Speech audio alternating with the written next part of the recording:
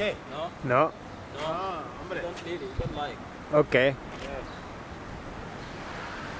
Siinä oli mustia miehiä, tai siis tummia miehiä Afrikasta myymässä laukkuja, laseja.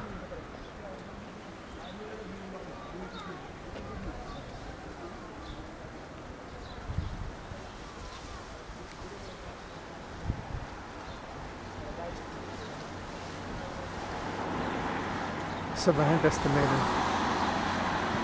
ympäristöstä, missä me asumme. Siinä kulkee Rantapulevardi. Paseo Maritimo. Kuten näkyy, mittaa löytyy. Tällä hetkellä kun ollaan joulukuussa, niin on vähän hiljaisempaa. Sitten lähestytään Pesetän muistomerkkiä. Liekö se sitten muistomerkki vai tulevaisuutta? Tässä taloudellisessa tilanteessa ja euron tilanteessa, niin sitähän ei koskaan tiedä, vaikka täälläkin otettaisiin käyttöön vanha kunnon peseta. Kuten meillä vanha kunnon markka. Mutta toistaiseksi se on vielä muistomerkki. Tänään on muuten lämpötila jossain 18-20 asteen luokkaa.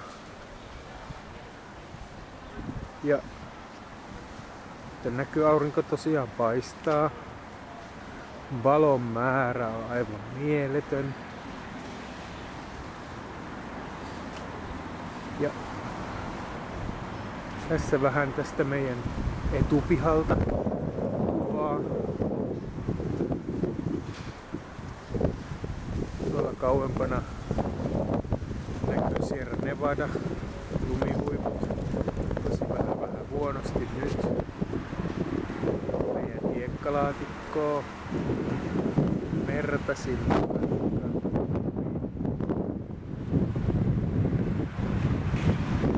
Ja siellä jossain vastarannalla on sitten se Afrikka, josta ne nuo äskeiset kaverit oli tulleet tänne myyntihommia harrastaa. Tuolla taustalla näkyy sitten tää meidän toinen puolisko. Antennivuoret, vuoristo kaiken kaikkiaan. Sieltä vähän tuohon ylemmäksi. Niin sieltä näkyy vuoristo. Ja sitten tuossa näkyy meidän asuintalo. Parvekkeita sinne. Meidän asunnon parveke on tuossa toisella puolella vuorille päin.